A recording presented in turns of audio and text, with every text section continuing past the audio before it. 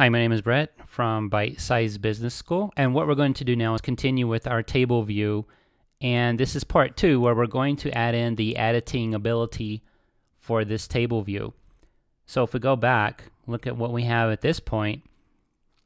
Our application is fairly basic. We can click, go over here.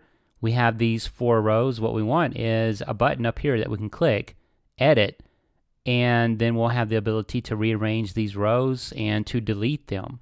And we also have a navigation at the top from our embedded navigation controller.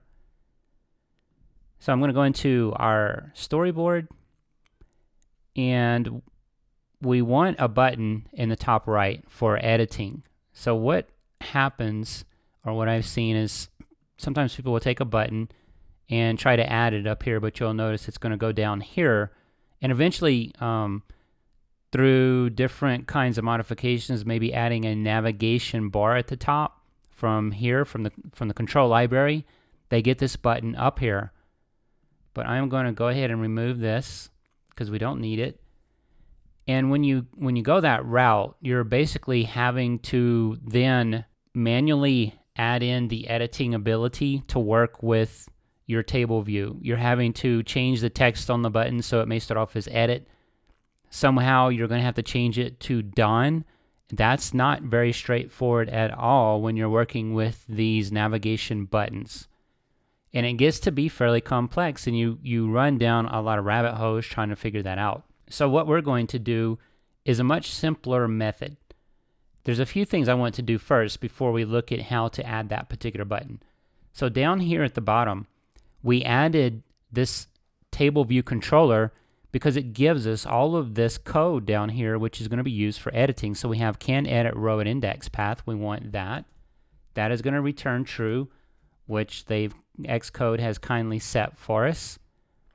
And commit editing style. We're going to add this. This is where you can actually delete rows and then do some rearrangements as well. And we also, if we move down, so here's where we can move and override support for rearranging, and then down here can move. So at this point we're going to go ahead and run our app and see what we get by enabling some of these methods. Go to our table view, and if I slide over, we have that, but there's no a way to rearrange these. So we need that button at the top. Now if I scroll to the top of this, remember we have a UI table view controller, and that's key to why this is going to work. Down here in view did load, there's some code that they're giving us. So here's one: uncomment the following line to preserve selection between presentations. We're not going to worry about that one. Here's the key item: uncomment the following line to display an edit button and the navigation bar for this view controller. So if I just do this, run the application again, and show table view, there's our button. Now we have this ability to slide over, and you can see the button is actually changing. And if I click it, now we have this look. And I can go over here and click on these indicator icons in the row on the right hand side and rearrange these. So the mesosphere is number 2. If I click done, I go back and I come back in here, you can see it's changed again. So we need a way to retain that state. And if I delete an item, we get a crash because we've not fully implemented that part. So back in our table view controller, this is where we need to make the changes. We're going to first handle the delete, and down here, this is where we need to do it. So here's some code that they've added for us, but you can see this comment: delete the row from the data source. And our data source is this array. And we have, let's see, atmosphere layers. We can do a remove item at index here. The index is the index path row. Let's see, what is it complaining about? Oh, right. So we need to change this to a var. Remember, this is a let, and they actually will do that for us. Xcode will do it for us. So there we go. And I am going to put a breakpoint here so we can in fact see that our array is being impacted by this change. and go into our table view, and I can just use the troposphere, so I'll slide over and delete. And now if we look at this, let's see, is it down in our watches? It is not. But we can print it out. We should have one less item. The troposphere should not be in there, and it is not. We have 3 elements. So that is working. Let's see if we can go through it without crashing, and we don't crash. But if we go back, boom, there it is. So again, this goes back to needing to save state. So what's happening is this array is reinitializing every time we come back into this view. View did load runs one time for a scene, but let's see what happens here. Because of how we're transitioning, so here's view did load. Let's run out of that, go back into it. It loads every time. So even if we initialize this array to empty and load it inside of view did load, it's not going to get us anywhere because view did load is always loading. We need the ability to retain state across these different loads, and you can do that with a class.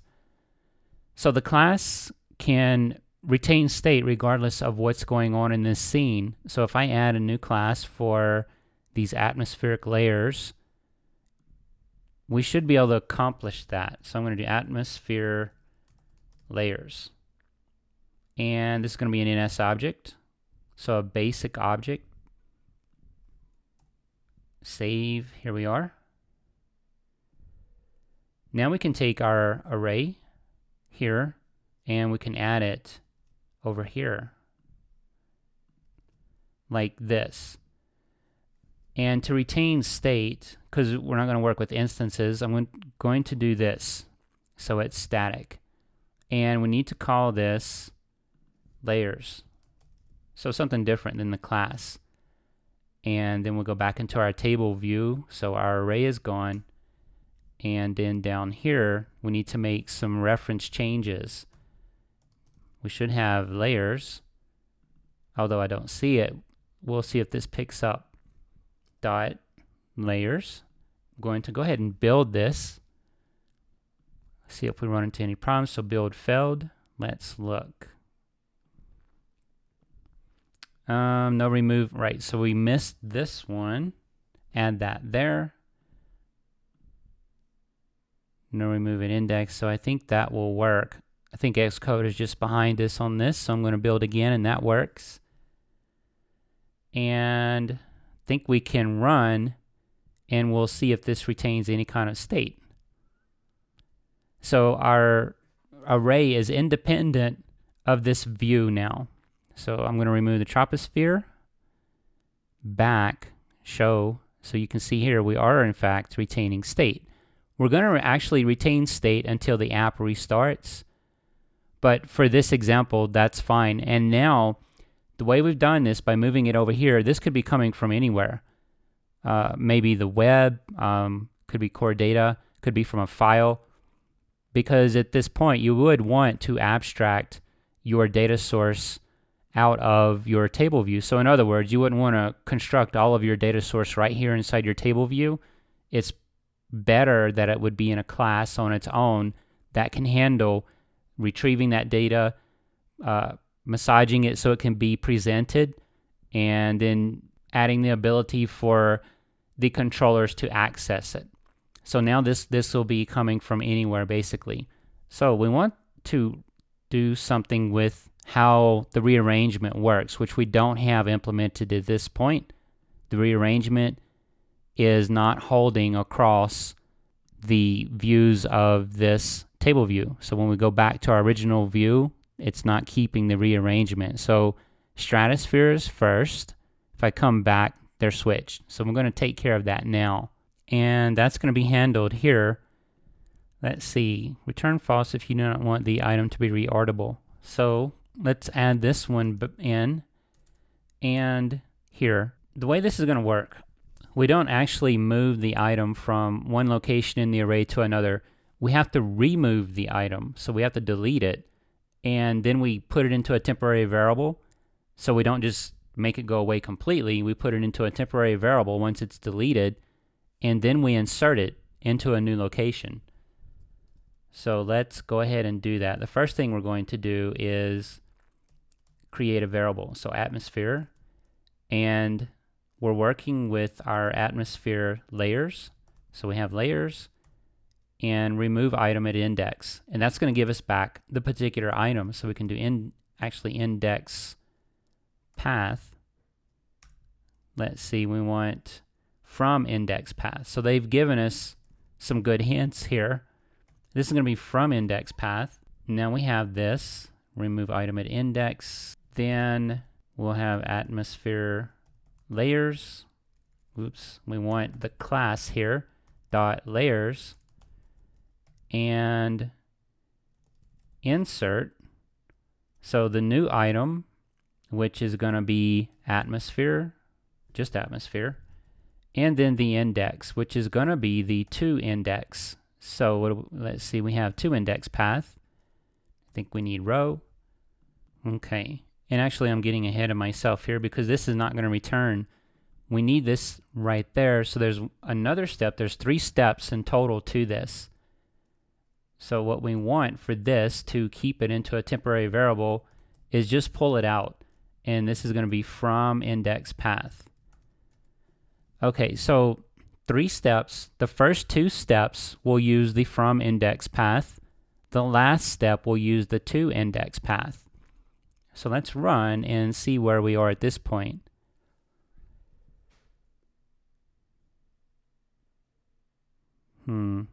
Could not launch, unable to attach. Let's see, I'm going to stop. We may need to restart the simulator. All right, there we go. And then show. So let's see, we're going to rearrange. Thermosphere is coming to the top. Done. Go back. Show. Thermosphere is there. So that is working. Now we can move it to the 3rd position. So thermosphere is the 3rd position. Go back. There it is. Is delete still working? So let's remove our troposphere. Notice we're using this method here of deleting by going through our edit button. Click done.